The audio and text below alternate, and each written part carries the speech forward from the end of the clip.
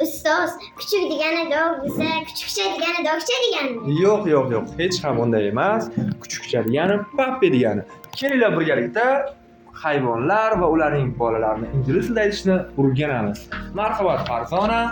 Dog' degani o'zbekchada kuchuk, bolachasi pappi. Qarshi javob.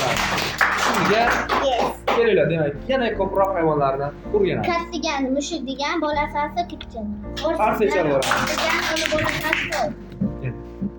Qo'sh degani ot degani uni bolachasi qo'l. Nima ham deydi? Qarshi javob. Ship degani qo'y degani uning bolachasi lamb. Qo'zichoq, qarshi javob. Kut degani kichki degan uning bolachasi kit. Qarshi javob.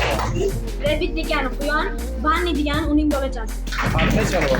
Kat degani sigir, uning bolasi kat. Qarshi javob. Xo'p, sizchi ingliz tilida qanday hayvonlarni o'zini bolalari bilan birgalikda tarjimasini bilasizlar?